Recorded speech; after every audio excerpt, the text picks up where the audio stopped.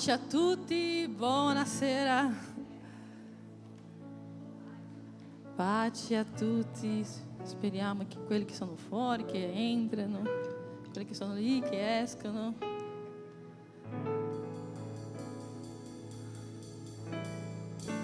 Glória a Dio.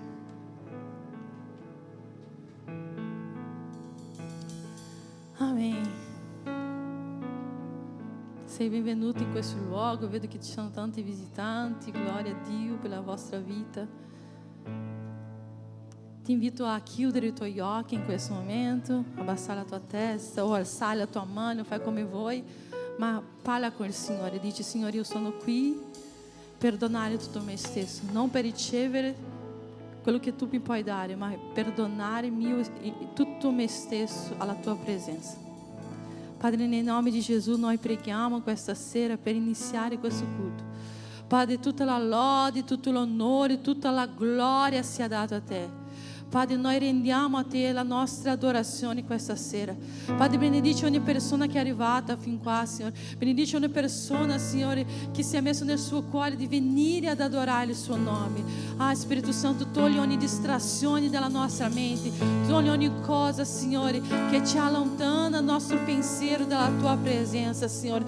Signore, noi siamo qua, Signore, e noi vogliamo donare tutto noi stessi alla tua presenza, Signore. Adorarti con tutta la nostra anima, con tutto il nostro corpo. Signore, benedici questo culto, benedici, Signore, il tempo che noi passeremo insieme per la gloria del tuo nome, Signore, nel nome di Gesù. Amém.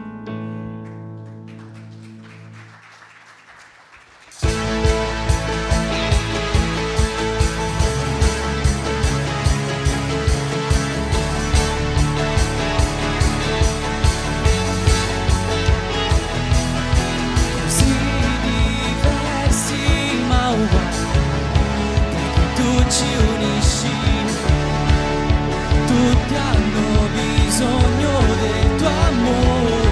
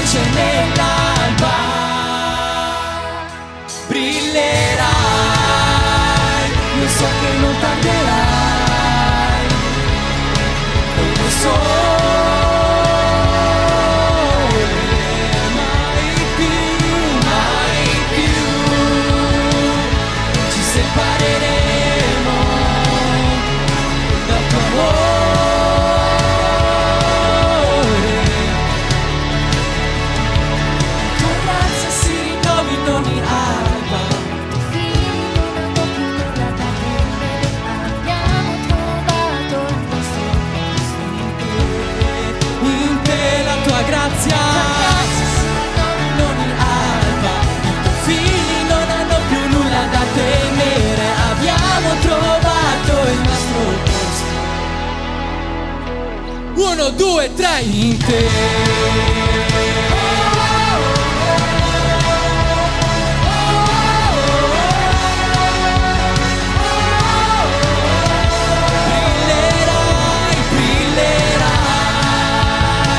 So che non tarderai come sole,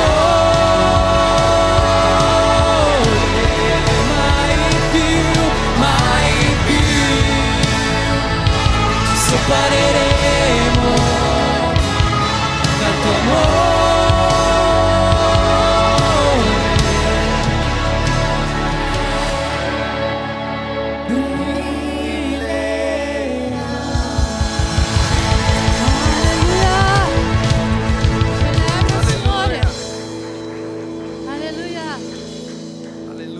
Sarà grande quel giorno, il ritorno del nostro Signore, in cui potrò dire: hai fuoco negli occhi. È vero che hai fuoco negli occhi, è vero che Lui è bellissimo, è tutto vero quello che ho sentito. Lui è grandioso, Lui è meraviglioso.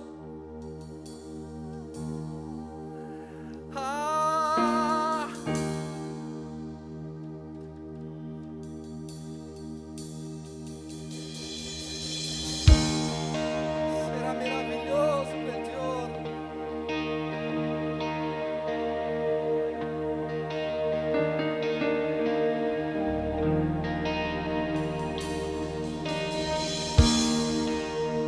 Le mie candele sono accese,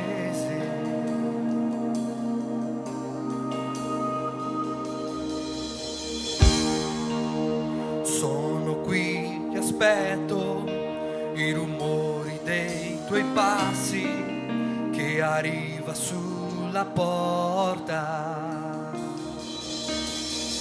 Basta bussare, io aprirò per te,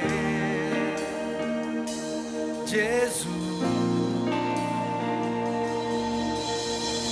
Basta bussare, io aprirò per te, Gesù.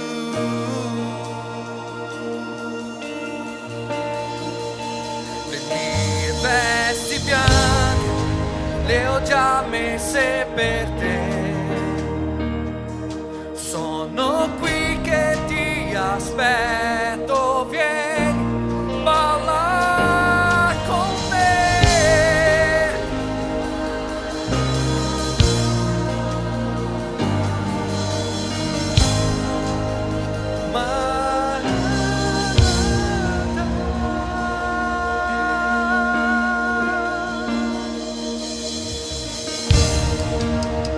Le mie candele sono accese. Alleluia. Sono qui che aspetto i rumori dei tuoi passi che arriva sulla porta.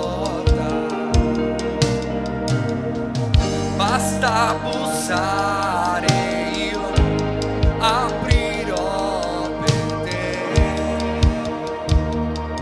Gesù. Oh, basta bussare, io aprirò per te, Gesù.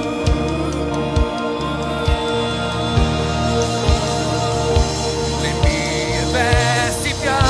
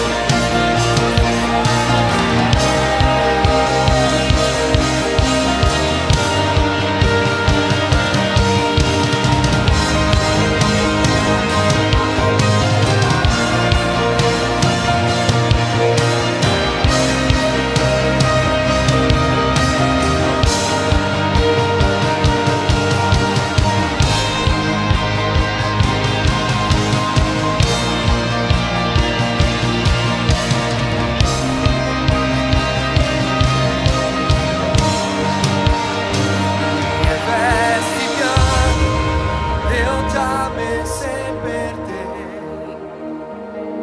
Sono qui che ti aspetto, vieni.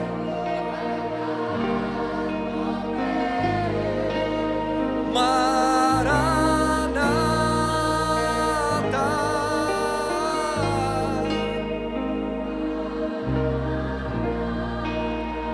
Le mie vesti bianche le ho già messe per te.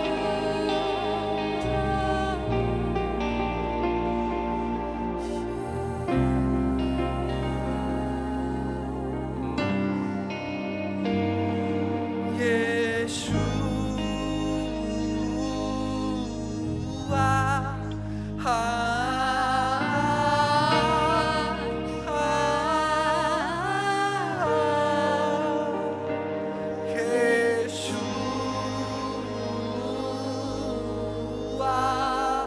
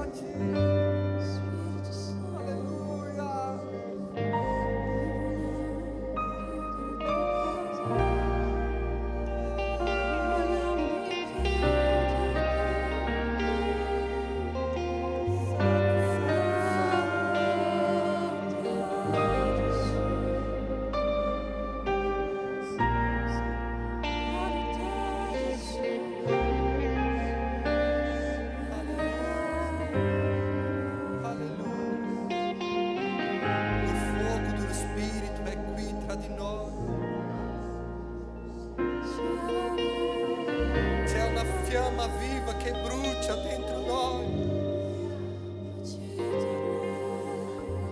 C'è la presenza del Signore che vuole rallegrare la sua vita. C'è lo Spirito Santo di Dio che è accanto a te. Adore, adore, adore, adore il suo nome. La presenza di Dio è qui, adore, adore, adore.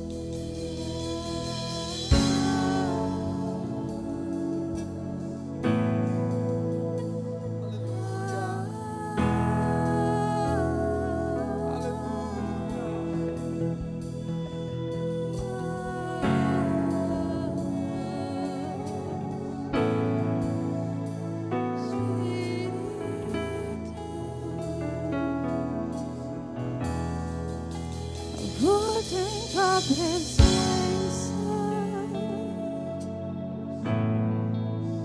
Ai tuoi piedi dove sta, in mezzo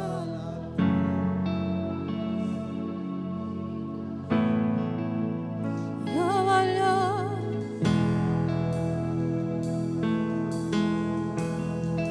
non perdere di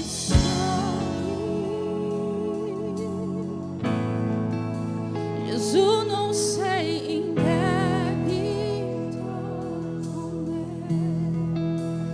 più di ciò che puoi fare per me. Io voglio te.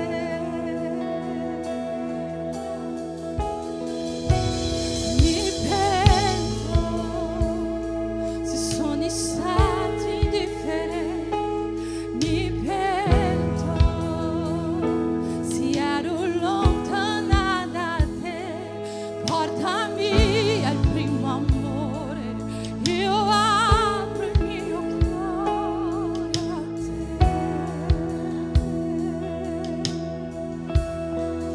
Avvolto in tua presenza, ai tuoi piedi.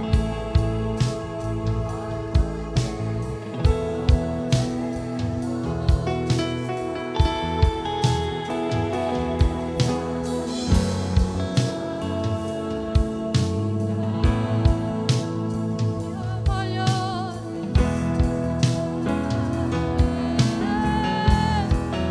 non perdere nessuno.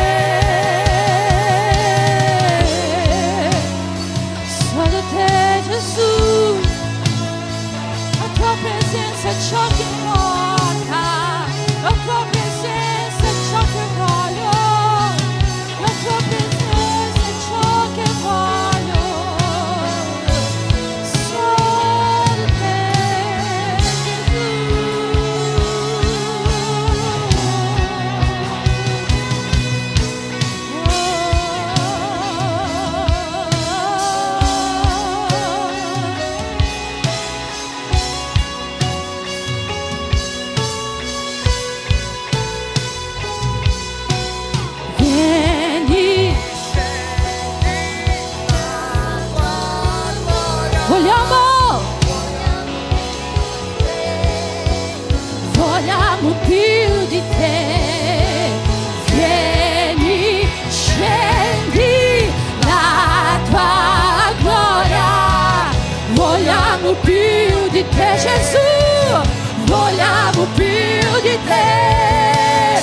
Vieni, scendi la tua gloria. Vogliamo più di te, vogliamo più di te. La Chiesa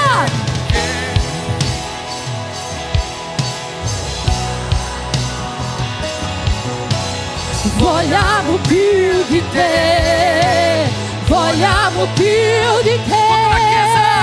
Vieni, scendi. Vogliamo più di te, vogliamo più di te.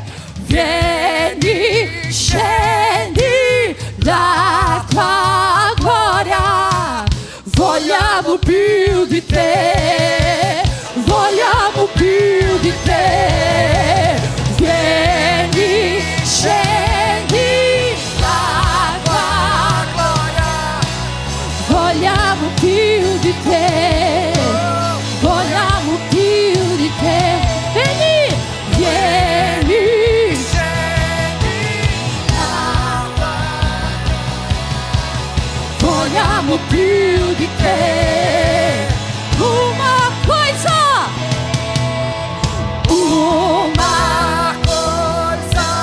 vou pedir.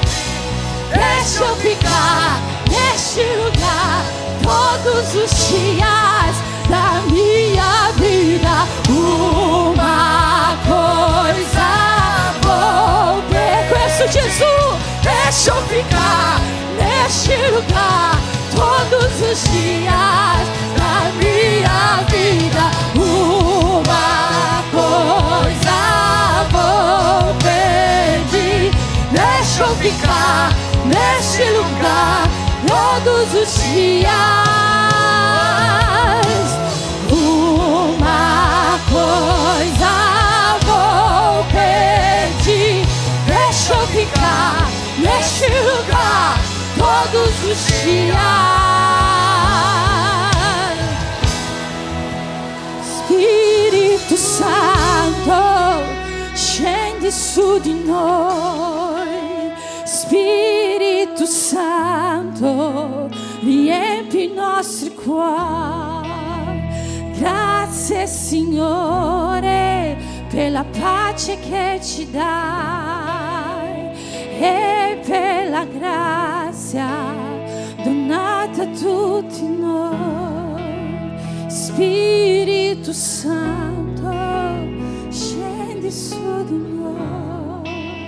Spirito Santo, riempi i nostri cuori. Grazie Signore per la pace che ci dai, per la grazia donata a tutti noi. Metti la mano nel tuo cuore. Pai, Signore, noi dichiariamo pace, Signore. Spirito Santo, Tu sei quello che porta la pace. La pace vera, la pace che il mondo non comprende, la pace che noi non possiamo spiegare. Spirito Santo, Tu puoi portare questa pace. Tu puoi portare la pace ai cuori afflitti, Tu puoi portare pace ai cuori lontani, Tu puoi portare la pace vera.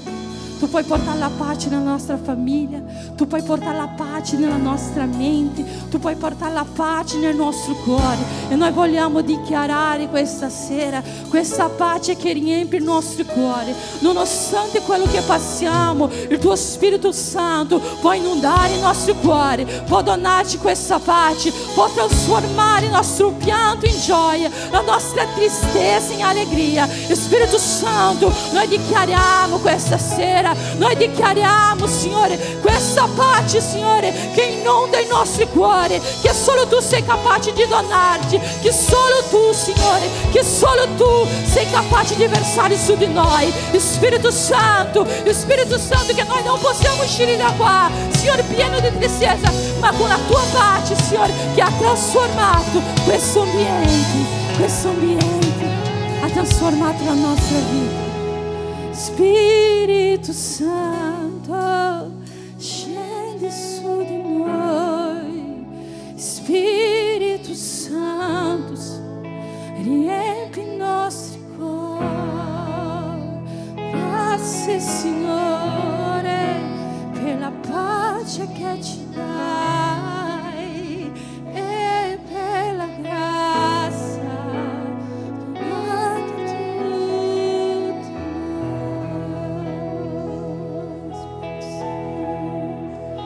Spirito Santo. Alleluia! Lui è qui. Un'altra volta Lui è arrivato. Lui è qui, la sua presenza è qui.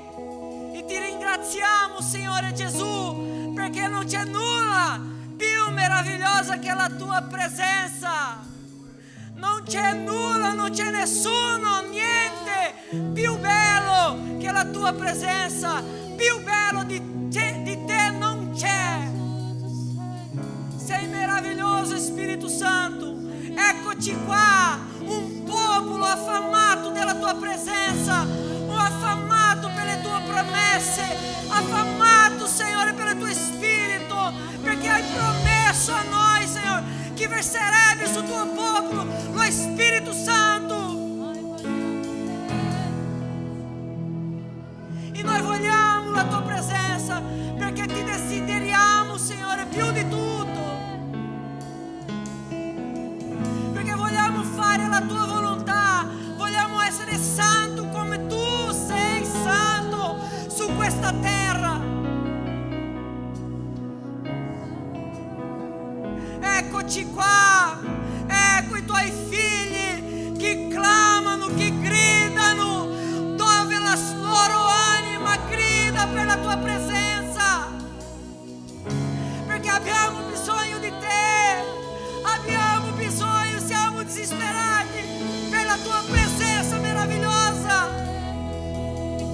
Ti amiamo, Signore, ti adoriamo, perché siamo stati chiamati nel tuo nome, per il tuo amore. Grazie, Signore Gesù, grazie, Signore.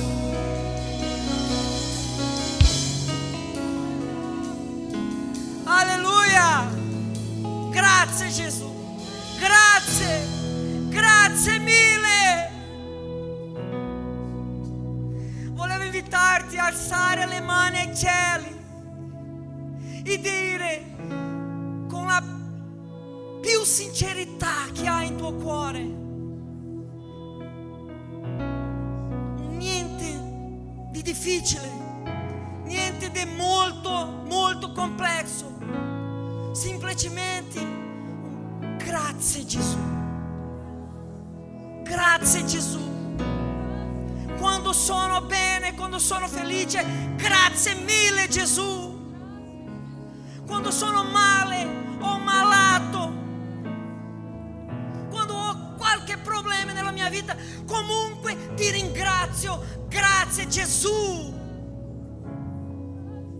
Grazie mille Gesù, grazie mille Spirito Santo, perché hai messo nel mio cuore il desiderio di adorarti ogni giorno della mia vita. Non perché sono bravo, non perché sono buono, ma perché tu hai fatto di me tuo figlio. Hai messo nel mio cuore il tuo spirito. Non ho merito, nessun merito.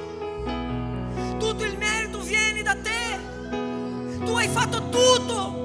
Tu hai fatto tutto per il tuo popolo, per i tuoi figli. Tu hai fatto tutto perché un giorno saremo qui su questo altare dicendo grazie Gesù, grazie Signore, grazie Spirito Santo, grazie, grazie per tutto ciò che ho vissuto fino adesso e per tutto ciò che vivrei e vivrò nella tua presenza, perché tu sei il mio sostegno, tu sei la mia gioia, tu sei il Salvatore, tu sei tutto di più prezioso nella mia vita, non c'è nessun altro, sei tu Gesù. Grazie, e perché sono felice oggi, e perché sono gradito oggi, e perché il mio cuore è pieno di gioia oggi, io voglio dare un applauso forte a te. Grazie Gesù. Sei buono, è per il nostro Dio più forte, nostro Dio meraviglioso che è salito sulla croce per darci vita e vita eterna.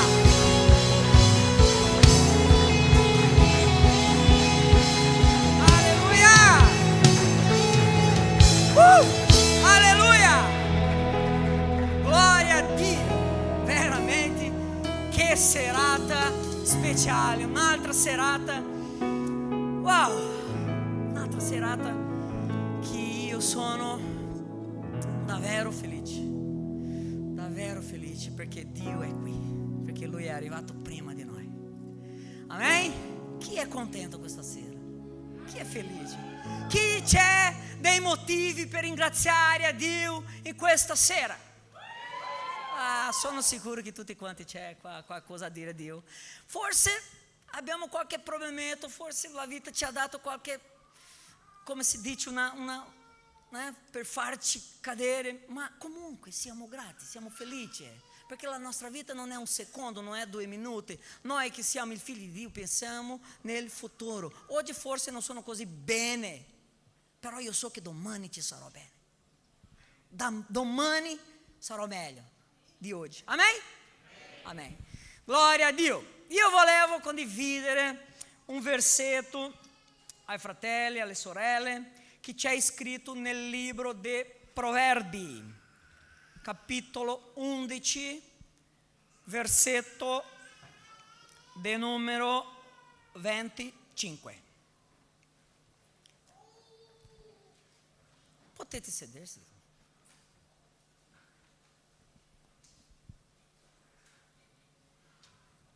Dice così: chi è generoso diventa ricco. C'è qualche versione che dice chi è generoso si diventa prospero o attrae la prosperità. Chi è generoso? C'è un bel tempo che stiamo insegnando a tutta la Chiesa che il principio dell'offerta, il principio della decima non è semplicemente per la voglia di diventarsi ricco. Questo non è un principio, questo non è una bella cosa, è un sentimento, un pensiero brutto se tu pensi così, di no, vado a essere un ofertante fedele, consegnerò la decima del Signore con una seconda intenzione per diventarsi ricco. Non va bene, non è così.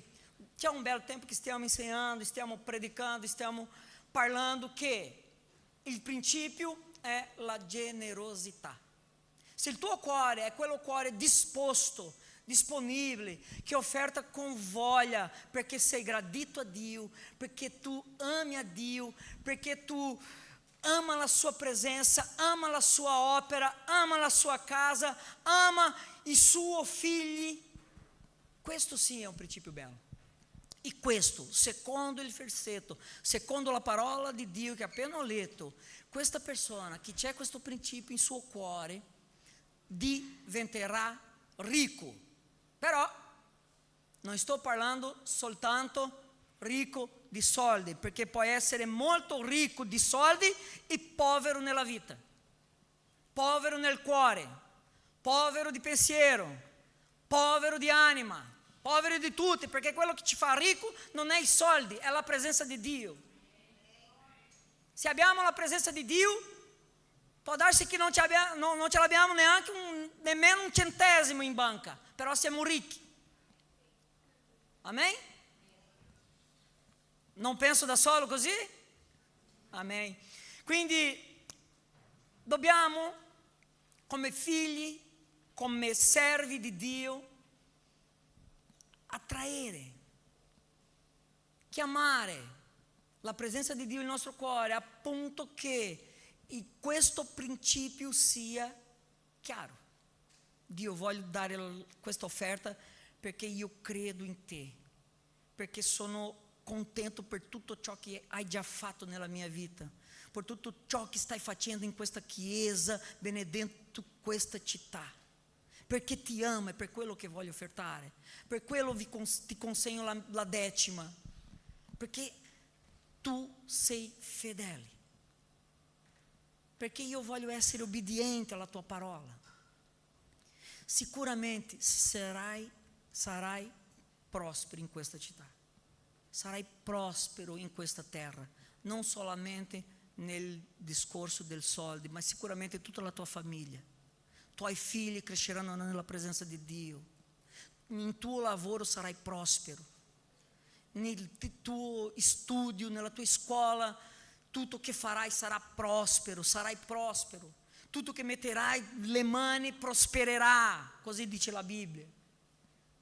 Sarai prospero nella gioia, sarai prospero nell'anima, sarai prospero in tutto, perché Dio non fallisce mai, Dio è fedele. E per quello voglio invitare a tutti quanti di fare un voto, così che dice un voto, o un patto con Dio, un passo avanti. Dio, da oggi in poi voglio permetterti che metti in mio cuore questo principio che voglio capire meglio e essere fedele come tu sei fedele a me.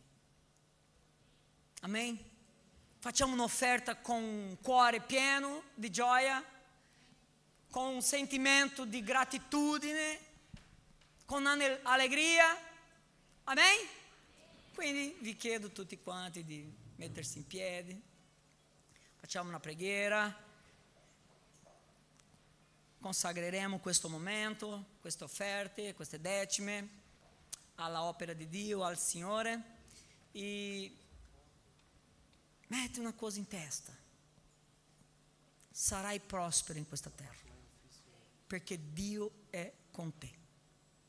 Non è per io o per un altro che dice che tu sarai, no, è perché Dio ci ha detto nella parola, ci ha scritto che noi saremo prospero in nome di Gesù.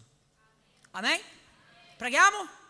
Ma non voglio pregare da solo, Bassi la tua testa, fai una preghiera sincera a Dio.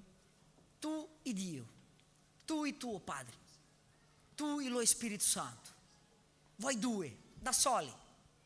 Amen? Io prego di qua, per me e per la mia famiglia, e tu preghi di là, per te e per la tua famiglia, in nome di Gesù. Amen?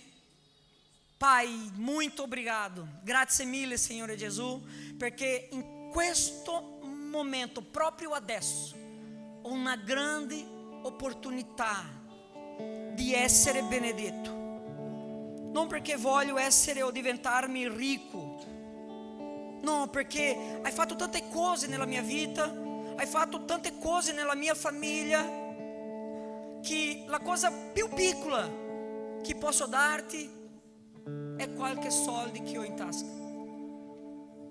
ma è un'offerta di amore, di gratitudine per ciò che hai fatto, perché tu mi hai benedetto tanto, Signore, hai benedetto tanto la mia famiglia, la mia moglie, le mie figlie che sono qua oggi. Io so che tu hai fatto tante cose per tutte le famiglie che sono qua unite nella tua presenza, famiglie che hanno i suoi figli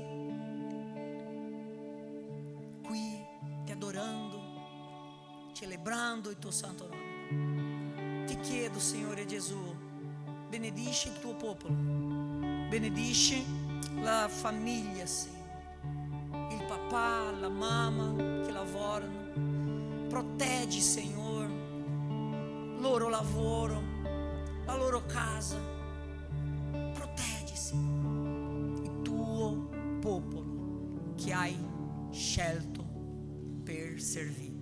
Consagriamo in questo momento tutte le offerte e tutte le decime che tornano a tua casa, in nome nome di Gesù. Amen. C'è la macchinetta là dietro, se hai il desiderio di offertare con la carta. C'è là. Mi aiuto, vieni da te.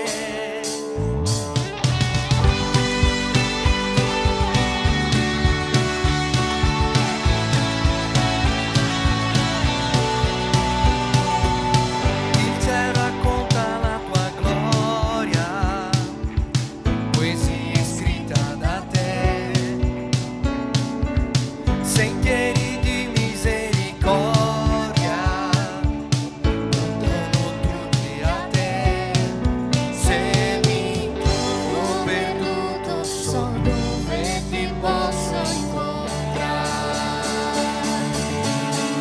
Alzerò Sguardo verso i monti, ti vedrò, raggiante come il sole, seguirò la luce della tua grazia, perché so sarà sempre il nostro Dio, sarà sempre il nostro Dio.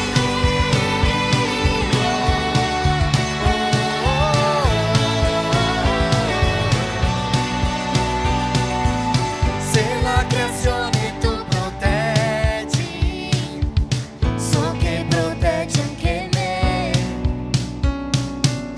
e niente potrà separarmi, perché dipendo da te. Se mi trovo perduto, so dove ti posso incontrare. Alzerò sguardo verso i monti, ti vedrò, raggianti come il sole, seguirò la luce della tua grazia, perché so sarà sempre il nostro Dio, sarà sempre il nostro Dio. Voglio vedere tutta la chiesa. Oh oh oh. Insieme. Da dove vieni? viene il mio soccorso. La chiesa. Mi aiuto. Chi guarisce? Chi guarisce i cuori rotti. Più forte. Da dove vieni il mio soccorso? Mi aiuto. Chi guarisce? Chi guarisce i cuori rotti. Mi aiuto, vieni da te. Speranza. Da dove vieni mia speranza? Mi aiuto, vieni da te. Riposo all'anima. Ti dà riposo la mia anima. Mi aiuto, vieni da te. Alzerò. Alzerò le mani verso il cielo e vedrò che ci sarai per me. Seguirò tenendo le tue mani, perché so sarà sempre il nostro Dio, sarà sempre il nostro Dio.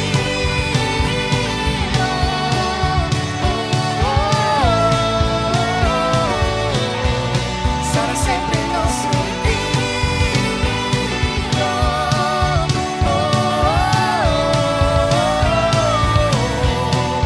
Se mi trovo perduto, so dove ti posso incontrare.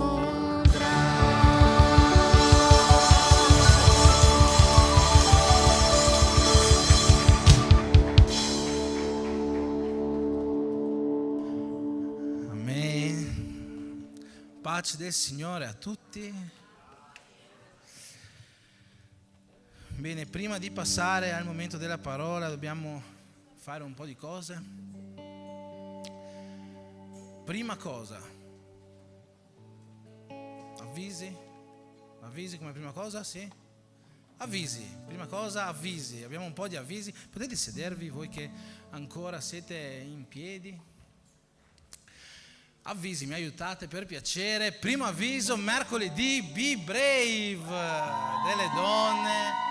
alle ore 8 di sera tutte le donne sono invitate a venire qua, avere un bel momento tra di loro nel loro Be Brave per le donne. Prossimo avviso. Musical di Pasqua, la fine.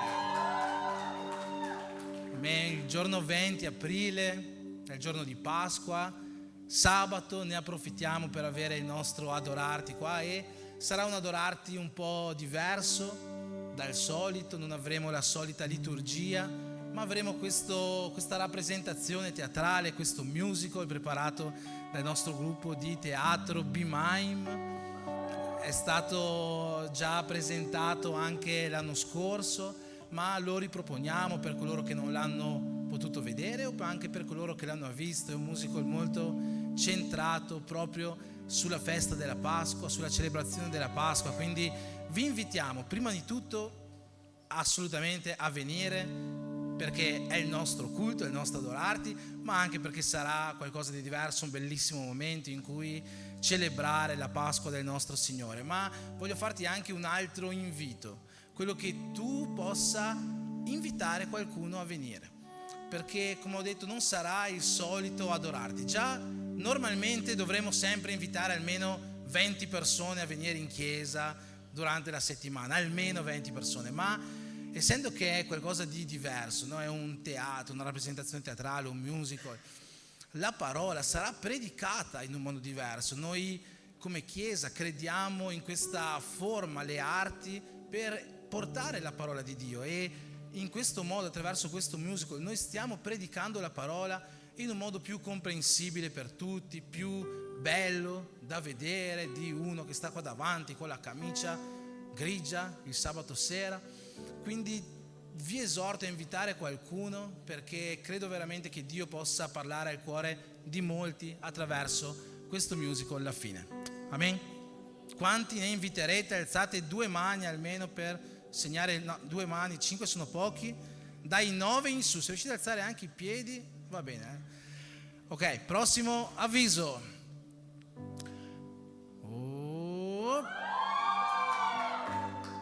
16, 17, 18 maggio, già ormai lo sapete, il nostro evento Beyond è un evento Beyond è un evento interdenominazionale, quindi aperto a tutte le chiese. Se volete invitare qualcuno a partecipare sono benvenuti, c'è tutto il format, il modulo per iscriversi sul nostro Instagram. Sarà sicuramente un evento sensazionale. Abbiamo sentito in queste ultime settimane diverse parole che ci parlavano di quanto l'adorazione ci rende graditi a Dio e di cosa succede se noi siamo graditi a Dio, di quali grandi benedizioni arrivano nelle nostre vite a partire dal momento che siamo graditi a Dio. Questo evento penso che direzionerà la nostra Chiesa e tutte le chiese partecipanti affinché tutta questa città, questa nazione, chiunque verrà possa essere gradito a Dio, che attraverso questo evento Dio possa veramente aprire i cieli sull'Italia e fare cose meravigliose in mezzo a noi, darci quel risveglio di cui abbiamo cantato e che tanto desideriamo come figli di Dio. Amen. Prossimo avviso.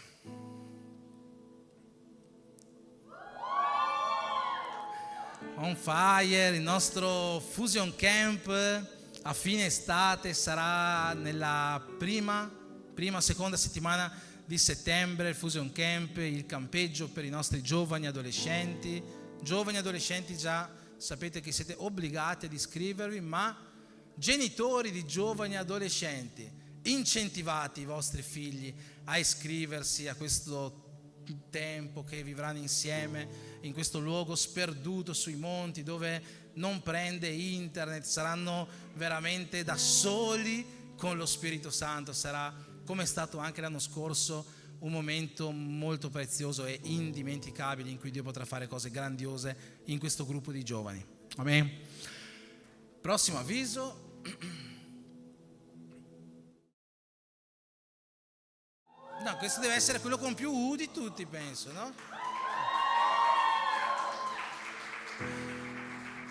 Amen. Doveva esserci l'acqua che non siamo riusciti a far muovere l'acqua sullo schermo. ma sono finalmente aperte le iscrizioni per i nostri battesimi di quest'anno, almeno i primi battesimi, ancora non c'è la data dei battesimi, ma stiamo raccogliendo le iscrizioni per il discepolato. Noi come Chiesa facciamo il discepolato prima del battesimo. Sappiamo che chiunque ha il desiderio di battezzarsi si può battezzare, la Bibbia stessa dice questo, ma noi crediamo che sia importante arrivare al momento del battesimo sapendo quello che si sta andando a fare, avendo la piena convinzione di questa scelta. Per questo motivo noi come Chiesa facciamo un discepolato di 4 settimane, di 4 lezioni per prepararci per il battesimo. Chi può partecipare al discepolato? Tutti coloro che hanno il desiderio di battezzarsi devono partecipare a questo discepolato, ma estendo anche questo invito a tutti coloro che vogliono capire meglio che cos'è veramente il battesimo. Forse come me molti sono stati battezzati appena nati nella Chiesa cattolica, pensano io sono già battezzato, non ho bisogno di battezzarmi, ma io credo che avere una convinzione di cosa sia il battesimo, avere non solo una convinzione ma un intendimento vero di che cosa sia il battesimo sia fondamentale per tutti quanti noi, e probabilmente dopo averlo capito davvero vorremmo ribattezzarsi di nuovo nelle acque, consegnare la nostra vita veramente perché desideriamo, perché vogliamo al nostro Signore Gesù, così come la parola stessa ci chiede di fare. Amen. Quindi sono aperte le iscrizioni. Chi vuole iscriversi al discepolato per il battesimo, adesso lasceremo le iscrizioni aperte alcune settimane, ma vi chiedo di venire a parlare con me, che creeremo un gruppo per poi dare tutte le varie direttive. Amen. Bene, c'è un altro avviso, secondo me sì. Guarda bene, guarda, scorri tutto, eccolo. Questo avviso è molto importante. Quando c'è il digiuno magari non c'è il ma lo facciamo lo stesso perché vogliamo. Bene. Martedì 22 aprile, dopo una bella giornata di Pasquetta del 21 aprile, dove avremo mangiato la piccagna, la costella, le uova sode, no? In Italia si mangiano le uova sode, ma vabbè, meglio non dirlo in mezzo a brasiliani, a cubani, a colombiani, peruviani e tutto il resto. Faremo questa giornata di digiuno e la faremo qua in chiesa, quindi non c'è scritto sul banner, ma la chiesa sarà aperta tutta la giornata, quantomeno dalle 9 di mattina fino almeno alle 9 di sera. Ci sarà sempre qualcuno qua in chiesa. Chi vuole venire per stare un tempo qua in preghiera, passare un tempo con me, con la pastora Andrea in acconsigliamento, o anche semplicemente per avere un momento per stare qua da solo con Dio, la chiesa sarà aperta, puoi sentirti libero di venire. Sarà martedì 22 aprile, come ho detto, tutta la giornata. Vi aspettiamo per avere questo momento di intimità con Dio. Amen. Ok, dovremmo esserci, vero Alex? Grazie mille. Bene, non sono ancora finite però le cose che dobbiamo fare. Oggi è il secondo sabato del mese, tra un po' la predica saranno gli non c'è problema. Oggi è il secondo sabato del mese e come se ogni secondo sabato del mese da qualche tempo a questa parte teniamo alcuni minuti per parlare di missioni. Abbiamo questo dipartimento missionario che è guidato dalla nostra missionaria Sandra. Il dipartimento di missioni della nostra chiesa vuole emergere per essere rilevante veramente in questa città. Sta essendo rilevante già al di fuori della città, perché come molti di voi già sanno abbiamo la nostra sorella Sonia, che possiamo definire missionaria, che va in giro per il mondo a compiere missioni, e noi come Chiesa supportiamo economicamente, oltre che ovviamente in preghiera, questi suoi viaggi missionari. E anche per questo voglio chiedervi, là dietro ci sono delle buste di missioni. Forse tu hai già dato la tua offerta, hai già dato la tua decima, ma se fino alla fine di questo culto senti nel cuore di prendere una di quelle buste di missioni e lasciare un'offerta, sappi che questa offerta sarà devoluta per queste opere missionarie, in primis quella appunto di Sonia, che è in giro per il mondo a predicare il Vangelo. In realtà adesso è qua in Italia perché tra 2 settimane si sposerà, quindi anche gloria a Dio per questo, ma successivamente ripartirà subito con questi progetti missionari. Quindi se vuoi fare la tua offerta per sostenere quest'opera di missione, oltre a questo, questa sera abbiamo la cucina della chiesa, ci saranno coxinhas per la gioia dei brasiliani, e la cucina del secondo sabato del mese le entrate della cucina sono sempre devolute ai progetti missionari. Quindi fermatevi dopo il culto, stiamo un po' insieme, parliamo insieme, ma se avete il desiderio di comprare qualcosa da mangiare, sappiate che queste entrate sono ogni secondo sabato del mese devolute per missioni. E anche voglio farvi un invito questa sera a tutti voi che avete il desiderio di cominciare a lavorare con missioni, tutti voi che avete questo cuore che brucia per le anime. Magari non sapete in che modo farlo, magari non potete andare dall'altra parte del mondo come Sonia, magari non potete ogni settimana offrire 50-100 euro alle missioni, ma comunque volete fare qualcosa per le missioni. Stiamo creando diversi progetti missionari per essere appunto una chiesa rilevante sotto questo aspetto anche qua nella nostra città. E se tu hai questo desiderio di partecipare attivamente nei progetti missionari, io ti chiedo oggi o nei prossimi giorni di andare a parlare con la nostra missionaria Sandra per poter entrare a far parte di questi progetti. Amen? Amen? Siamo una chiesa missionaria. Siamo una chiesa missionaria, no? Gesù ci ha detto andate per il mondo a predicare il Vangelo. Se non siamo una chiesa missionaria, non siamo una chiesa. Quindi dobbiamo essere una chiesa missionaria che in qualche modo fa la missione che Gesù ci ha chiesto di fare. Amen? Bene, oggi tra l'altro abbiamo tante persone incinte che sono in chiesa questa sera. Mi hanno detto che ne hanno contate circa 7. Poi magari ce n'è qualcuna che non sappiamo che... Ma vorremmo in questo momento fare una preghiera per queste sorelle che sono incinta. E quindi... è di là, sono di là, qualcuno è di là. Ma facciamo lo stesso la preghiera, non c'è problema. Vogliamo chiedere alle nostre sorelle incinte se possono venire qua fuori. Qua fuori, no, qua davanti, no? Qualcuno dice, quando io dico qua fuori sembra che dobbiamo andare fuori. No, qua fuori in italiano vuol dire qua davanti. Che vogliono venire qua davanti, approssimatevi per fare una preghiera, per benedire il frutto del vostro grembo, ciò che Dio ha messo, questo seme meraviglioso che Dio ha messo dentro di voi. Possiamo alzarci in piedi, Chiesa, per celebrare questo momento, per fare una preghiera tutti quanti insieme. Chiamo la nostra pastora Andrea per fare questa preghiera, profetizzando un figlio maschio. Amen. Non profetizziamo su di me.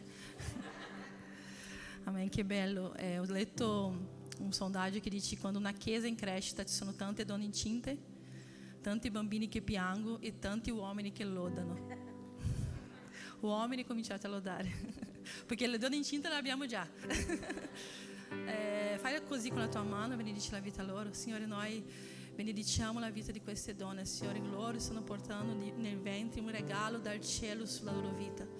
Padre, noi ti ringraziamo, Signore, per questo privilegio che loro hanno, Signore, per questo regalo che il Signore ha donato a ognuno di loro, Signore. Benedici anche Catrine, la tua sorella, Signore, che è di là, Padre.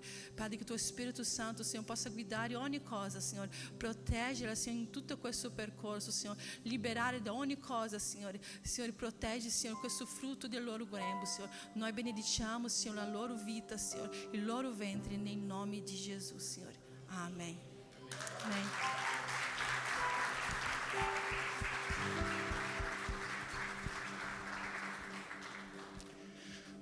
Amen. Ci sono tanti bambini che stanno per nascere, tanti nuovi fratellini, sorelline in chiesa che stanno arrivando, però non possiamo in nessun modo dimenticarci che oggi siamo anche uno in meno in chiesa, no?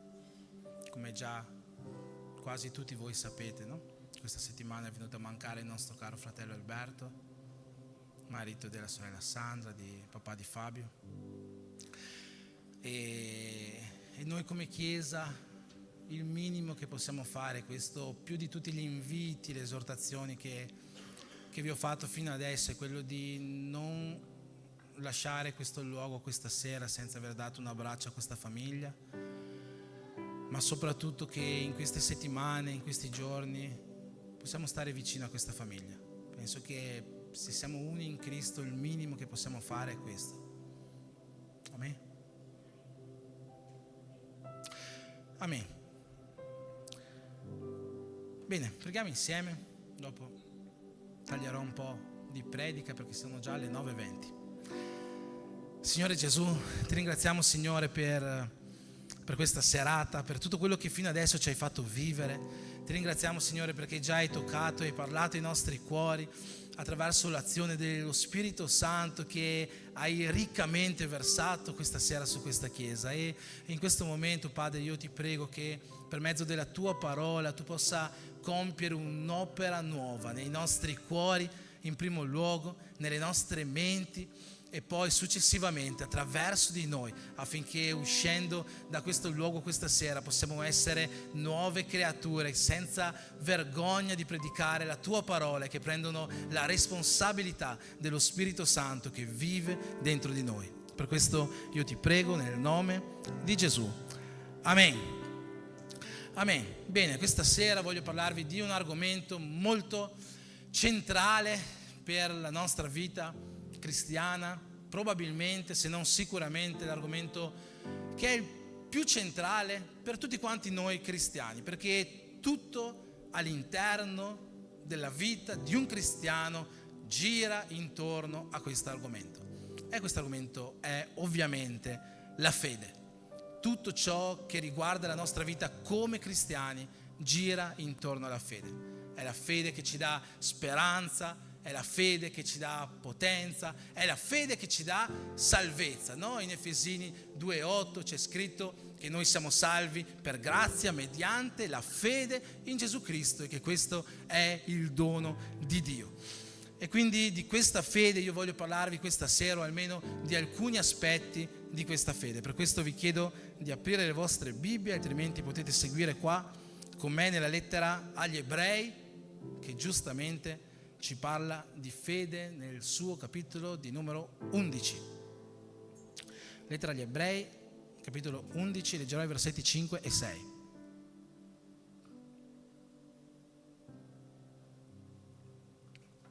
Amen. Dice così: per fede Enoch fu rapito perché non vedesse la morte, e non fu più trovato perché Dio lo aveva portato via. Infatti, prima che fosse portato via, ebbe la testimonianza di essere stato gradito a Dio. Ora, senza fede è impossibile piacergli, poiché chi si accosta a Dio deve credere che Egli è e che ricompensa tutti coloro che lo cercano. Amen. Possiamo rileggere insieme il versetto 6, poi rimettere un attimo il versetto 6, lo leggiamo insieme. 1, 2, 3, via! Ora senza fede è impossibile piacergli, poiché chi si accosta a Dio deve credere che Egli è e che ricompensa tutti quelli che lo cercano. Amen. Questi versetti ci parlano di Enoch, Ebrei 11, no? È un capitolo che ci parla molto di fede. Nel versetto 1 c'è proprio la definizione di fede. Ora la fede è certezza di cose che si sperano, dimostrazioni di realtà che non si vedono. E tutto questo capitolo ci parla di fede, o almeno degli eroi della fede. E in questo versetto ci parla di questo Enoch, no? Chi è Enoch? So che molti già lo sanno, già hanno sentito parlare tanto di Enoch, ma è buono capire chi è questo Enoch. Enoch è un personaggio biblico molto particolare. E si parla di lui veramente pochissimo all'interno della Bibbia, ma nonostante si parli così poco di lui, è molto ricordato per un dettaglio principale.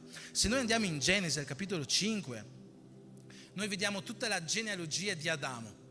E io non voglio leggere tutta la genealogia di Adamo perché so che potrebbe essere abbastanza noioso, ma in tutta questa genealogia noi vediamo dei termini ricorrenti. Vi leggo soltanto il primo versetto della genealogia e poi il resto lo taglio abbastanza.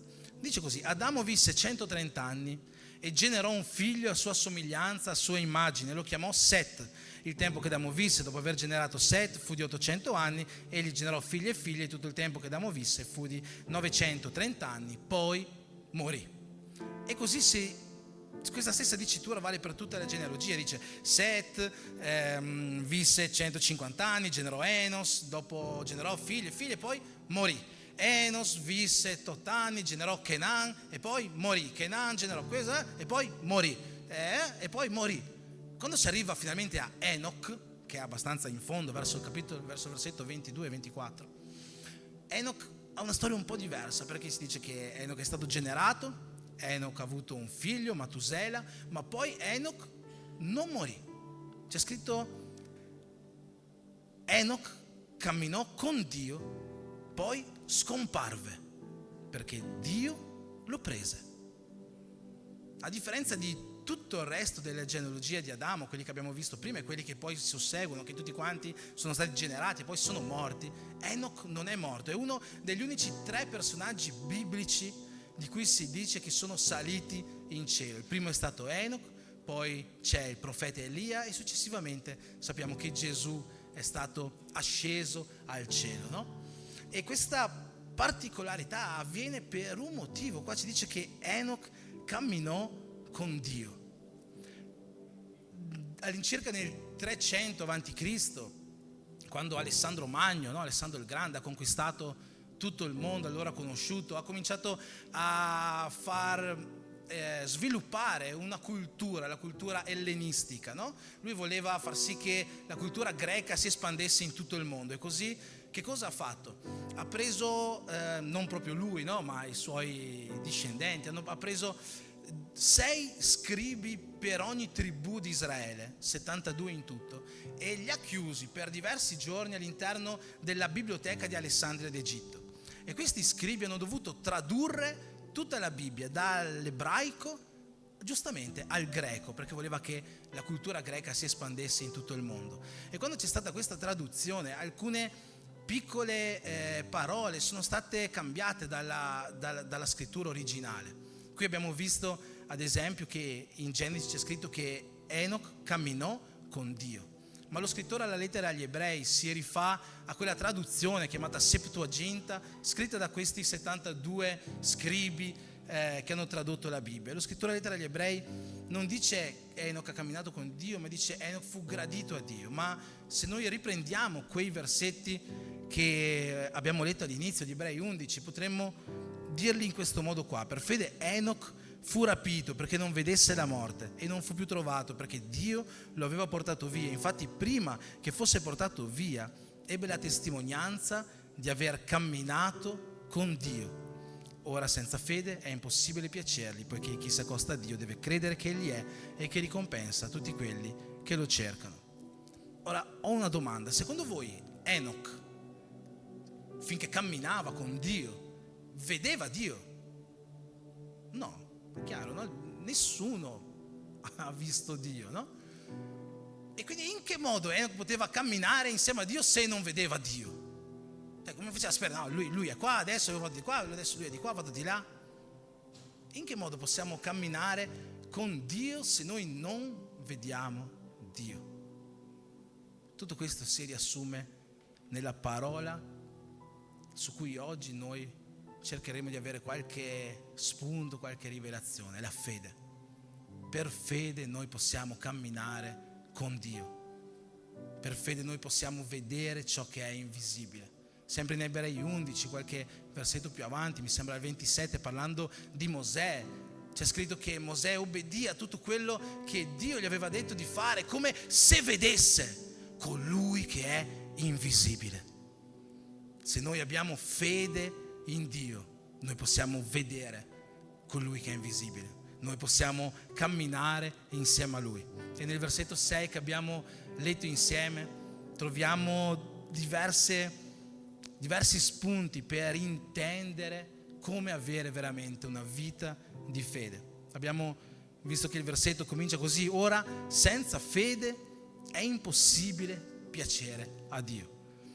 come ho detto, abbiamo predicato diverse settimane sul fatto che l'adorazione ci rende graditi a Dio, no? Ma alla base dell'adorazione c'è la fede. Cioè, noi non adoriamo ciò in cui non abbiamo fede, no?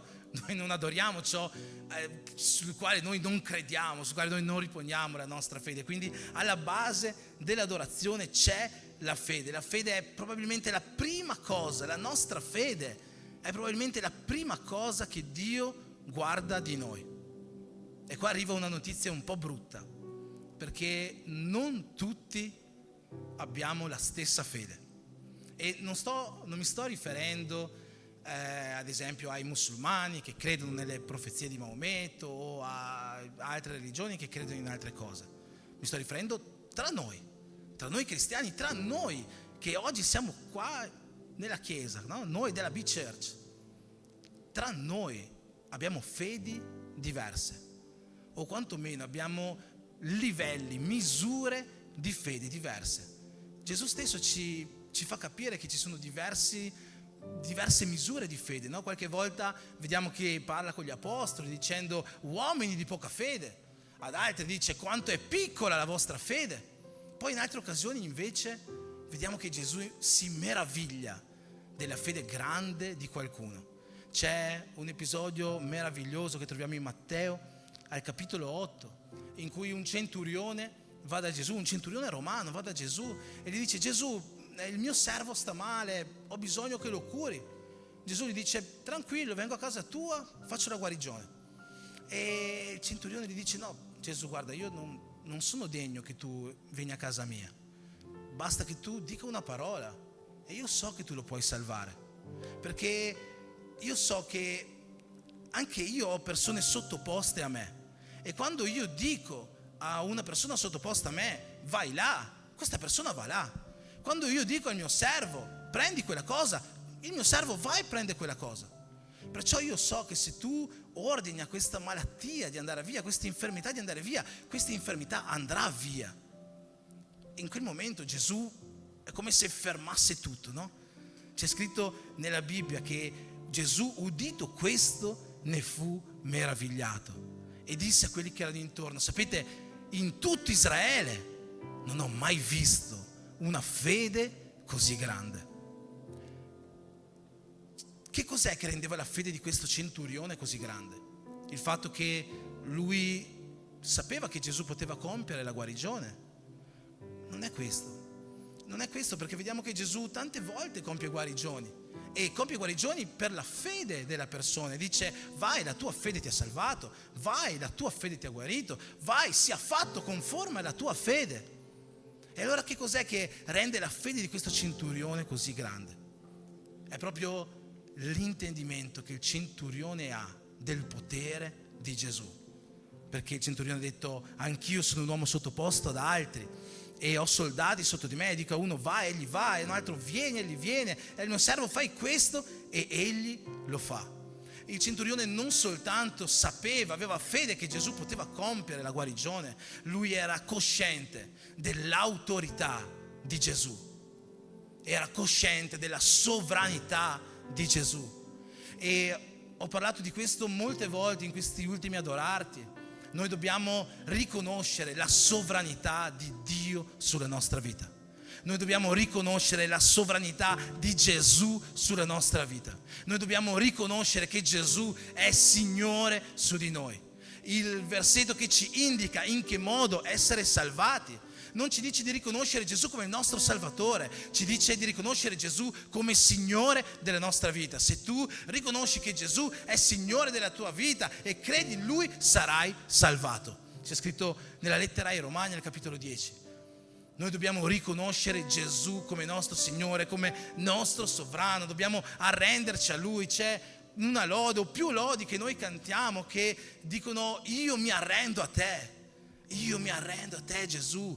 E sapete, come parola, no? Mi arrendo, forse è un po' brutta, no? Dire io mi arrendo. Per noi che tante volte siamo orgogliosi, no? Dire io mi arrendo è brutto, perché quando uno si arrende vuol dire che sta perdendo. Dico no, ok, ho perso, sei troppo forte, no? È difficile per noi come umani dire io mi arrendo. ma è questa l'unica cosa che noi possiamo fare davanti alla grandezza del nostro Signore Gesù, davanti alla santità del nostro Signore Gesù, davanti alla sovranità del nostro Signore Gesù.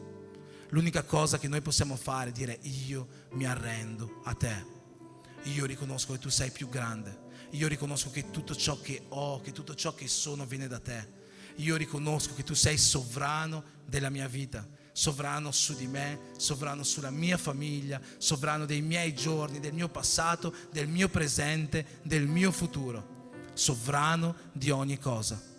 Questo è quello che noi dobbiamo riconoscere, e questo non è qualcosa di semplice da riconoscere. La sovranità di Gesù non solo sulla nostra vita, ma in tutti gli ambiti, non è qualcosa di semplice da riconoscere, perché pochi versetti dopo di questo passaggio meraviglioso in cui Gesù ha esaltato questo centurione dicendo: sono meravigliato della tua fede, vediamo che Gesù è in barca con gli apostoli e arriva una tempesta molto forte e la barca è tutta scossa, no? Gesù sta dormendo, gli apostoli dicono: ma Signore, perché non ti svegli a aiutarci, vuoi che moriamo? Gesù si sveglia, dice: uomini di poca fede, e calma la tempesta in un secondo. E sapete cosa succede? Gli apostoli si meravigliano dell'autorità che Gesù aveva sui venti, sugli eventi atmosferici. Ovvero gli apostoli stessi si meravigliavano, non credevano, non avevano fede che Gesù potesse fare queste cose, che Gesù avesse autorità su ogni cosa. Mentre il centurione sapeva che Gesù aveva autorità sulle malattie, aveva autorità sui demoni, aveva autorità sugli elementi atmosferici, aveva autorità su ogni cosa. E questo è quello che noi dobbiamo credere, è in questo che noi dobbiamo avere fede. Noi dobbiamo essere sicuri che Gesù è sovrano, che Gesù ha l'autorità definitiva. Quel versetto che spesso diciamo quando parliamo del mandato, no? Che Gesù ci ha dato: andate per il mondo a predicare il Vangelo. Molte volte quando citiamo questo versetto togliamo come Gesù comincia questa frase. Gesù comincia questa frase dicendo: dunque ogni autorità, ogni potenza mi è stata data nei cieli come in terra, andate dunque a predicare il Vangelo.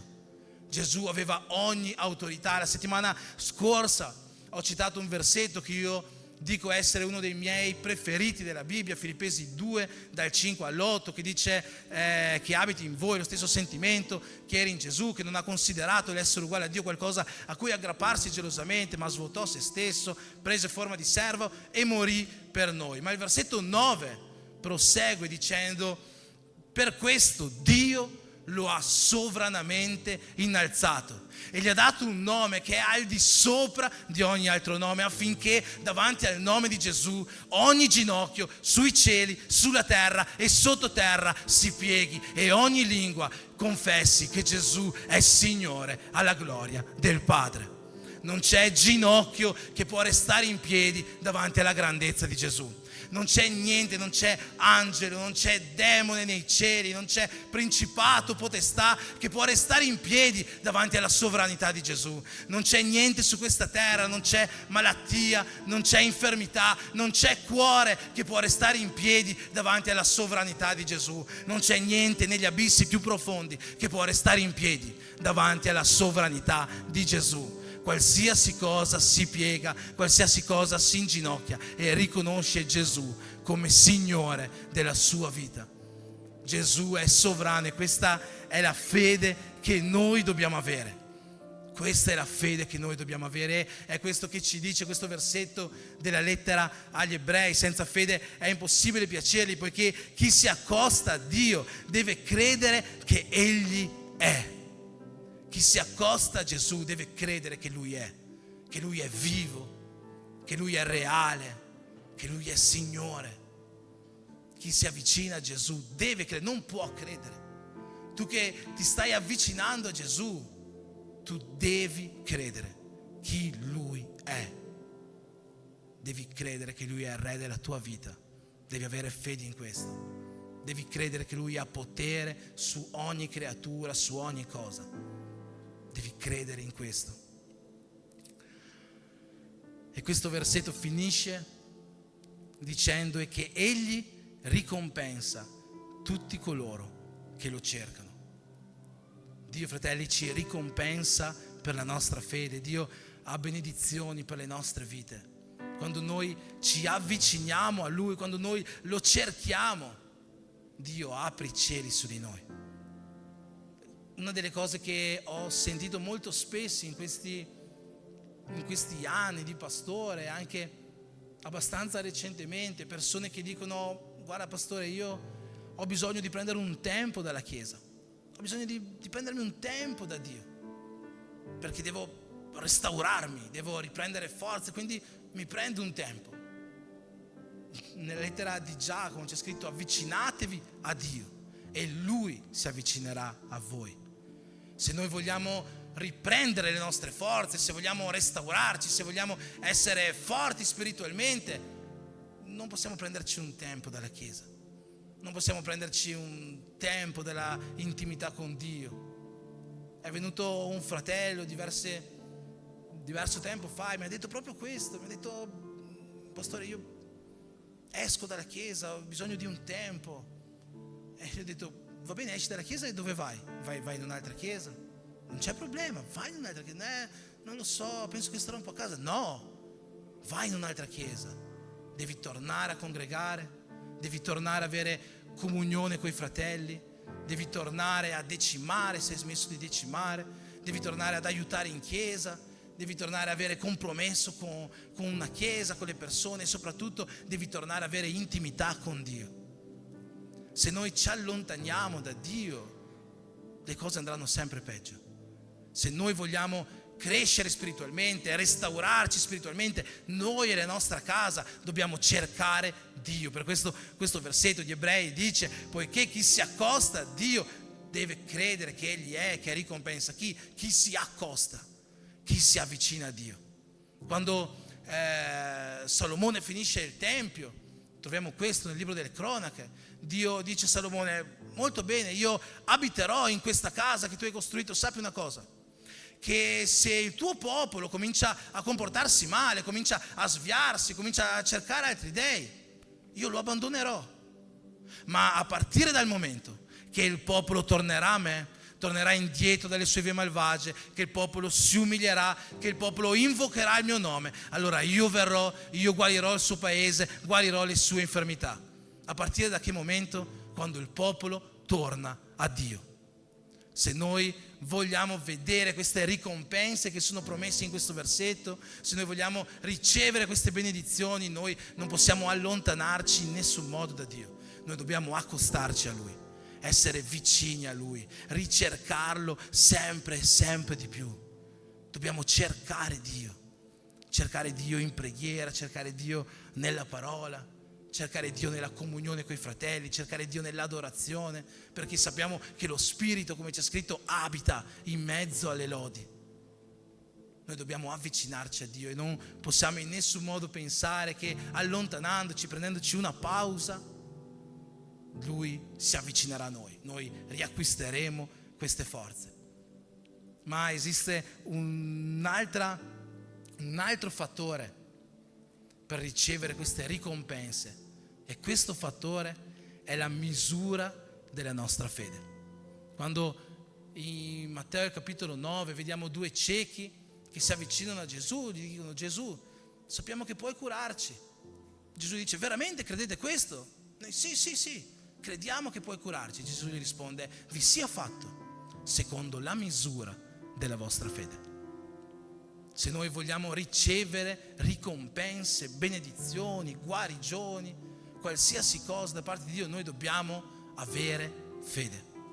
Perché Dio manderà queste benedizioni, Dio manderà queste ricompense secondo la misura della fede che noi abbiamo. Dobbiamo avere più fede, fratelli.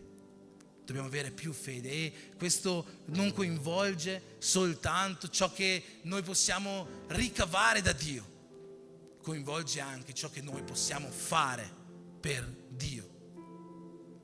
Ciò che noi possiamo fare per Dio, il modo in cui lo Spirito Santo ci può usare. Tutto questo va in base alla fede che noi abbiamo, alla fede che noi ministriamo.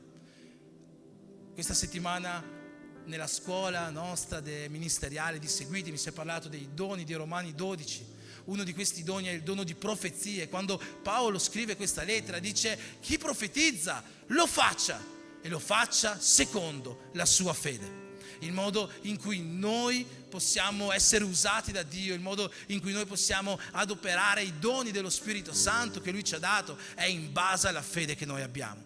Se abbiamo una fede piccola, noi non riusciremo a fare grandi cose, ma se noi abbiamo una fede grande, una fede come questo centurione che era sicuro che ogni ginocchio si piega davanti all'autorità di Cristo Gesù, noi riusciremo a fare cose meravigliose. E sapete qual è il più grande impedimento per la nostra fede? Sembra uno scherzo, ma è proprio la mancanza di fede, oppure l'incredulità, è più giusto dire. C'è un passaggio della Bibbia quando Gesù è appena stato trasfigurato, no? Sul monte della trasfigurazione, era lì con alcuni apostoli, scende dal monte e vede che ci sono i suoi apostoli, i suoi discepoli che stanno cercando di scacciare un demone, ma non ci riescono. Era un demone che stava facendo avere un'infermità a un ragazzo. Il genitore di questo ragazzo ha detto: io ho già buttato anche mio figlio nel fuoco, ho cercato di farlo morire in tutti i modi, ma non muore. Ho cercato di fare questo per togliergli questo dolore, ma non ce la faccio. Ma i tuoi apostoli, i tuoi discepoli non sono riusciti a guarire questo ragazzo. Gesù va dal papà di questo ragazzo e dice: tu credi che io possa guarirlo? E questo ragazzo, e questo signore, questo papà gli dice: io credo, vieni incontro alla mia incredulità. Io ho sempre trovato questo versetto un controsenso, no? Io credo, dice, vieni incontro alla mia incredulità. Che cosa significa? Sta dicendo: io credo, ma non credo. E sapete, questo è qualcosa che io credo avvenga molto nella vita di tutti quanti noi cristiani. Quanti qua hanno fede in Gesù?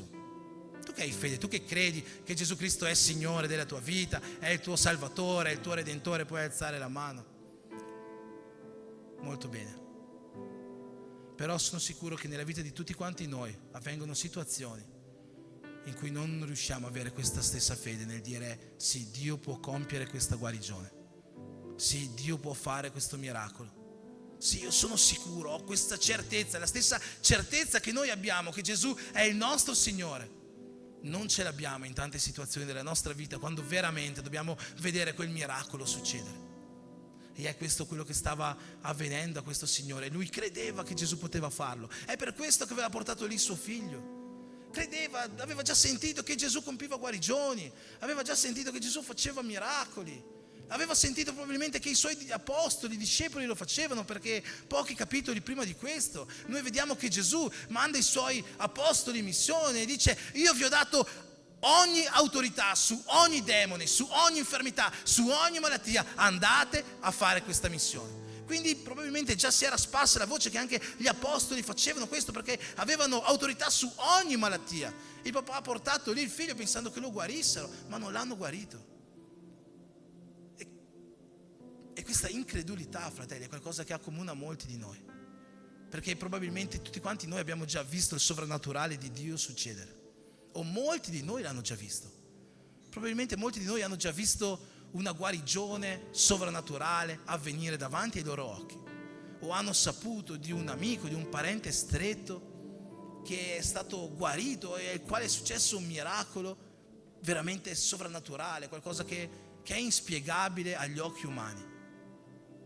Eppure quando siamo noi che dobbiamo ricevere la stessa benedizione, quando siamo noi che dobbiamo riporre la stessa fede, siamo un po' increduli, no?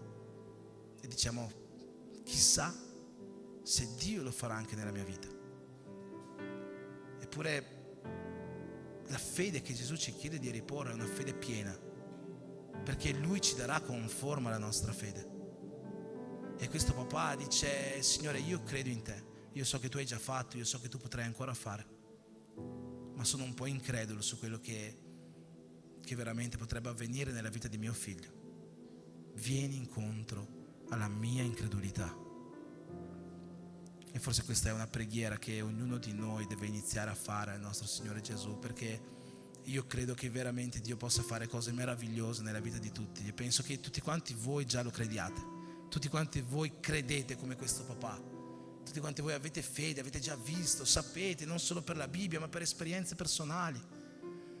Eppure quando avviene la vera difficoltà, questa fede viene un po' meno e sorge l'incredulità. Gli stessi apostoli dopo vanno da Gesù e gli dicono: Gesù, come mai non abbiamo potuto scacciare questo demone? E Gesù gli risponde: per la vostra poca fede.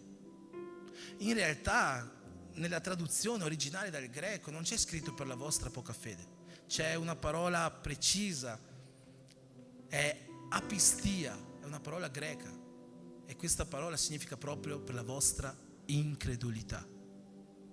E successivamente c'è un versetto nel Vangelo di Matteo, capitolo 17, su questa storia, non c'è su tutti quanti i sinottici. È un versetto che voi potete trovare nelle vostre Bibbie, o forse non in tutte, perché alcune Bibbie lo omettono, perché non c'è in tutti gli originali. E dice così: questa specie di demoni non esce se non per mezzo della preghiera e del digiuno.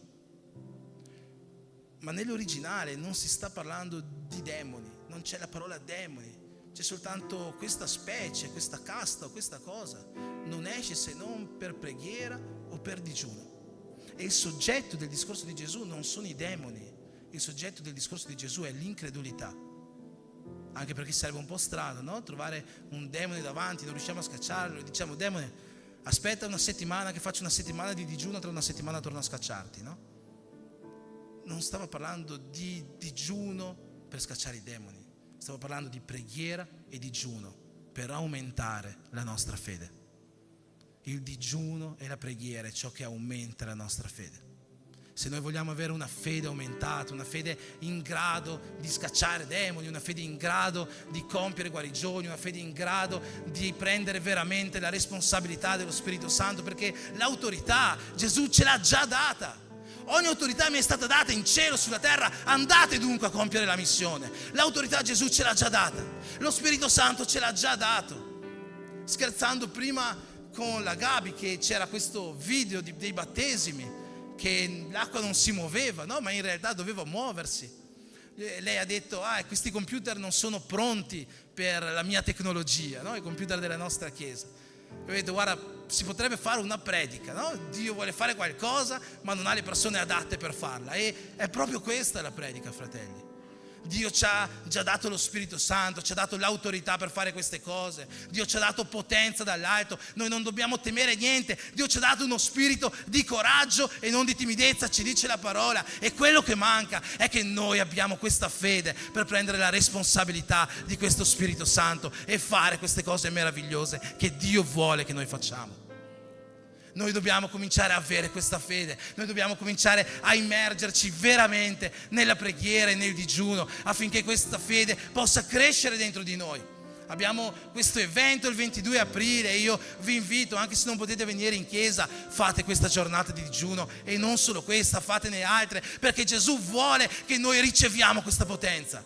Gesù vuole che noi esercitiamo questa stessa autorità che Lui ha esercitato e che oggi ha dato a noi da esercitare, affinché possiamo compiere cose meravigliose su questa terra. Noi dobbiamo avere quella fede del centurione, sapendo che l'autorità che Gesù ha, noi stessi ce l'abbiamo. Gesù ha promesso: voi farete cose più grandi di quelle che io ho fatto. Fratelli e sorelle della B-Church, noi vogliamo avere un anno pieno di meraviglie, non soltanto nelle nostre vite personali, ma meraviglie di cose che Dio vuole fare qua in mezzo a noi e al di fuori di queste porte. Ma affinché noi possiamo vivere tutto questo, la nostra fede deve aumentare. La nostra fede deve fare meravigliare Gesù. Lui deve guardarci da lassù e dire che è meravigliato dalla fede grande che noi abbiamo. Una fede che esercita l'autorità dello Spirito Santo che vive dentro di noi. Amen. Amen.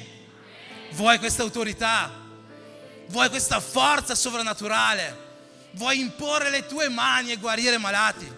Vuoi imporre le tue mani e scacciare demoni? Vuoi non dover neanche andare a casa del fratello per fare questo?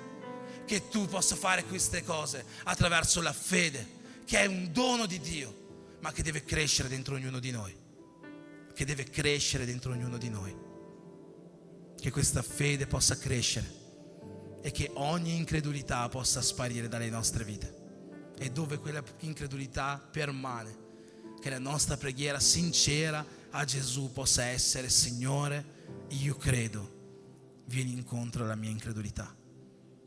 Lui può fare l'impossibile che noi non possiamo, e questo lo sappiamo bene. Amen. Posso invitarti ad alzarti in piedi?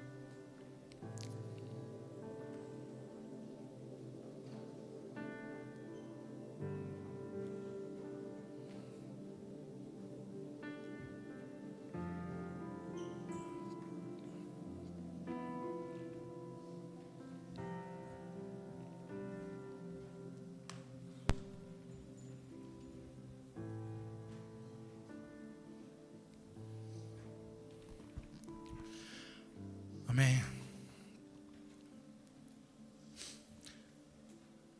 Non è una cosa che facciamo tutti i giorni,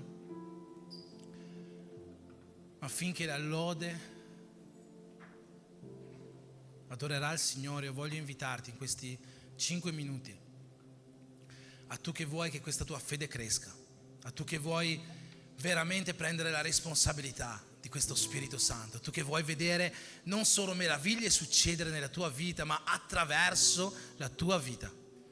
Voglio chiederti di fare un passo di fede, di avvicinarti a Dio, come c'è scritto nel versetto che abbiamo letto di Ebrei 11:6, e venire qua davanti affinché noi possiamo pregare insieme. Possiamo pregare per questo rivestimento spirituale, possiamo pregare per questa potenza che scende dal cielo per riempire le nostre vite, per qualcosa che Dio può darci oggi, ma soprattutto per qualcosa che noi possiamo fare oggi nella vita di molti. Dio non ci ha chiamato per essere fermi, Dio non ci ha chiamato per restare seduti, Dio non ci ha chiamato per ascoltare semplici parole, Dio ci ha chiamato per essere potenziati dalla sua parola e esercitare la fede in Lui. Per questo, fratelli, io vi chiedo che questa sera chiunque voglia ricevere questa potenza possa fare questo passo avanti, possa dire: Dio, io voglio prendere questa responsabilità.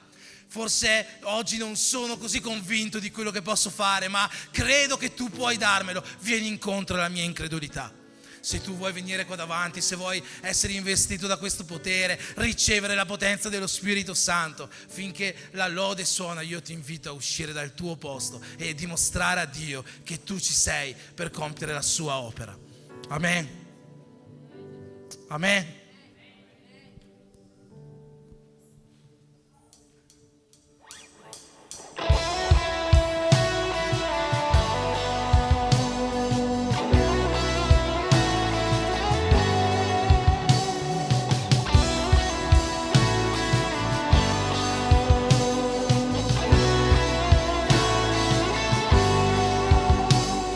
So che mi chiami per camminare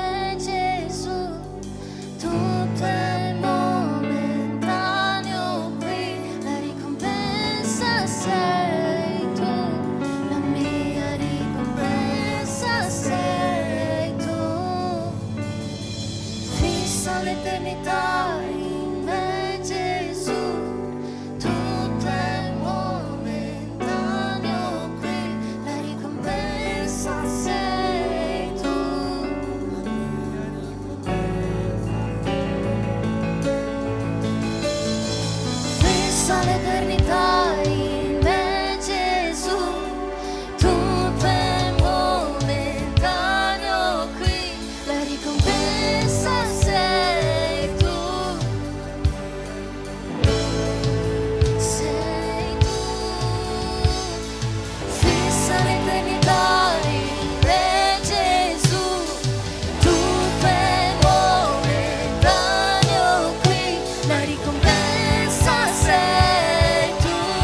La mia ricompensa sei tu. Non per ciò che vedo, ma per ciò che vedo. Fisso lo sguardo sull'autore e consumatore della mia fede. Non per ciò che vedo, ma per ciò che credo. Fisso lo sguardo sull'autore e consumatore della mia fisso lo sguardo sull'autore, fisso lo sguardo sull'autore, fisso lo sguardo sull'autore e consumatore. Confido in Dio, mio Salvatore, Lui non fallirà,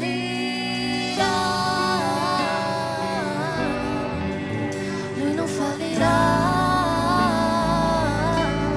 Io confido in Dio, il mio Salvatore, Lui non fallirà,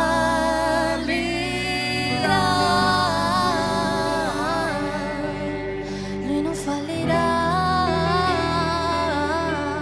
Io confido in Dio, il mio Salvatore, Lui non fallirà,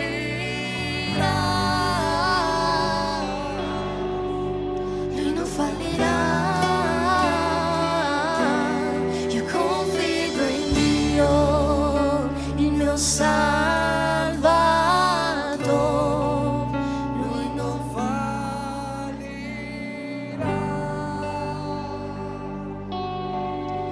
Lui non fallirà. Ho cercato Dio e sempre Lui mi ha risposto. Ho cercato Dio e sempre Lui mi ha risposto. Ho cercato Dio e sempre Lui mi ha risposto. E io confido, e io confido. Ho cercato Dio, sempre Lui. Ho cercato Dio, ho cercato Dio, sempre Lui. E io confido, e io confido. Ho cercato Dio, sempre Lui mi ha risposto. Ho cercato Dio, sempre Lui mi ha risposto. Ho cercato Dio, sempre Lui mi ha risposto. E io confido, e io confido. Ho cercato Dio. Che questa possa essere una chiesa che cerca Dio, che cerca Dio nella preghiera, che cerca Dio nel digiuno, che cerca Dio nella sua parola, nelle sue lodi, che si riempia di Spirito Santo e di fuoco per compiere la sua opera, per fare la sua volontà, per compiere la missione che Lui ci ha affidato.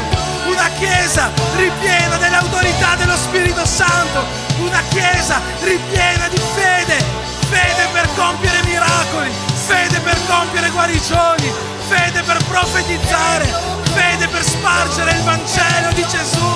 Che questa chiesa possa portare salvezza a questa terra. Nel nome di Gesù riceviamo l'autorità, riceviamo lo Spirito di Dio, riceviamo lo Spirito di Dio. Avviciniamoci a Lui e Lui si avvicinerà a noi.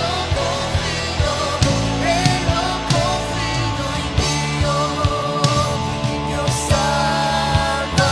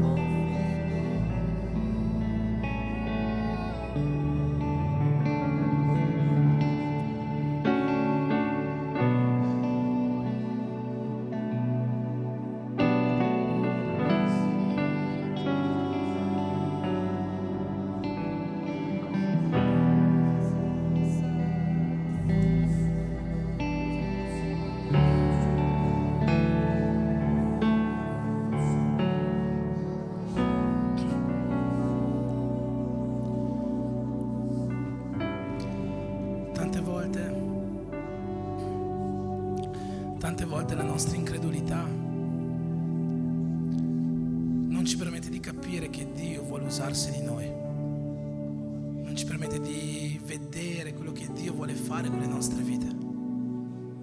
Ma questa sera, se tu hai sentito un fuoco diverso dentro di te, se tu hai sentito lo Spirito Santo muoversi, puoi avere la conferma che Dio si vuole usare di te, che Dio si vuole usare con te, si vuole usare con te con potenza, con autorità, con fuoco.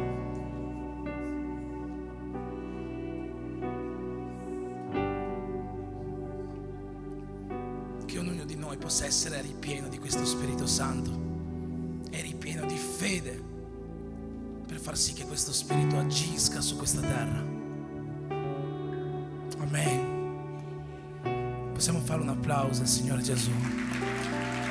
Più forte che puoi, più forte che puoi. Facciamo meravigliare il Signore della nostra fede.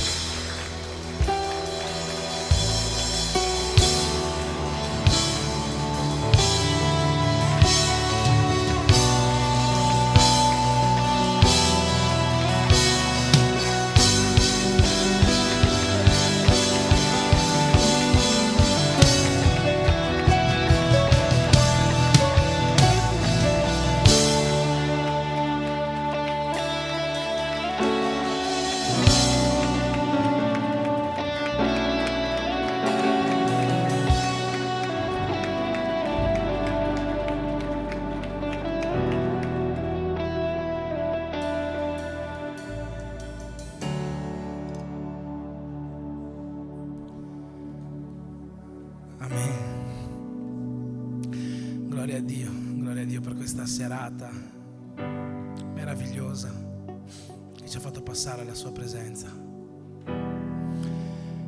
Stiamo per terminare il nostro culto. Se vuoi tornare al posto per gli ultimi minuti, per fare una preghiera finale, per ricevere la benedizione finale.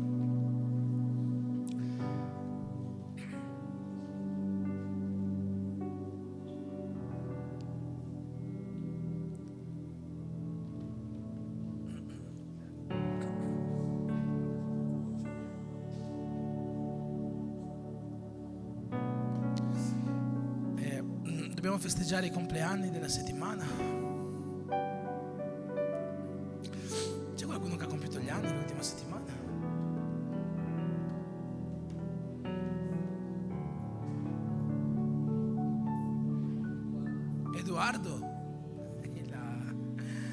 Edoardo, ce l'hai tenuto nascosto.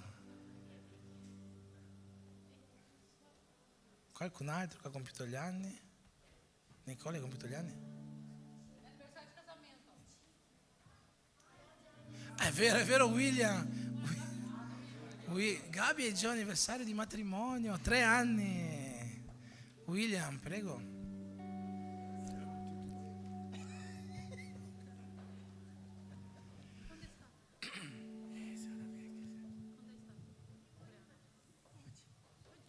Anche il matrimonio, anche voi. Che bello, quanti anni? Quanti anni? 12 anni. Compleanno.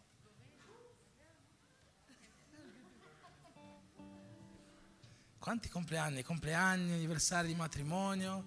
Festeggiamo tutti quanti loro, ma facciamo una preghiera per benedire questo nuovo anno. Se tu puoi alzare le tue mani verso di loro. Preghiamo insieme. Signore Gesù, Signore, mettiamo davanti a te tutti questi fratelli, sorelle che in questa settimana hanno compiuto un nuovo anno di vita o un nuovo anno di matrimonio, Signore, di unione insieme davanti a te. Ti chiediamo, Signore, che tu possa benedire questo nuovo anno, donando la tua allegria, la tua gioia, la salute che viene da te, la pace che viene da te, l'unione a questi matrimoni, Signore, che viene da te. Che ogni migliore benedizione possa riempire le loro vite, ma soprattutto che la tua presenza non esca mai dalle loro case e dai loro cuori. Per questo ti preghiamo nel nome di Gesù. Amen.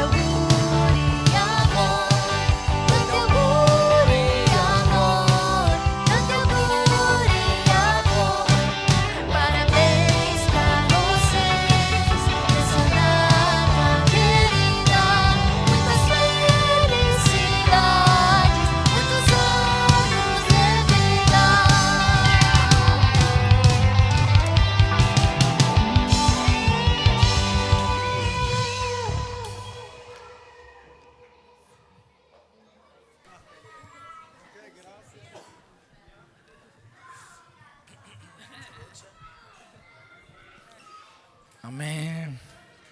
Allora se possiamo fare così con le nostre mani, per prendere questa stessa benedizione che abbiamo desiderato sulla vita dei nostri fratelli, sorelle, anche sulla nostra vita, sulla vita della nostra famiglia, della nostra casa, chiedendo a Dio che l'allegria che può riempire le nostre vite, che Lui la faccia scendere su di noi e sulle nostre case, che la gioia Lui la faccia scendere su di noi, che la pace, che l'unione Lui li faccia scendere nei nostri cuori e nelle nostre famiglie.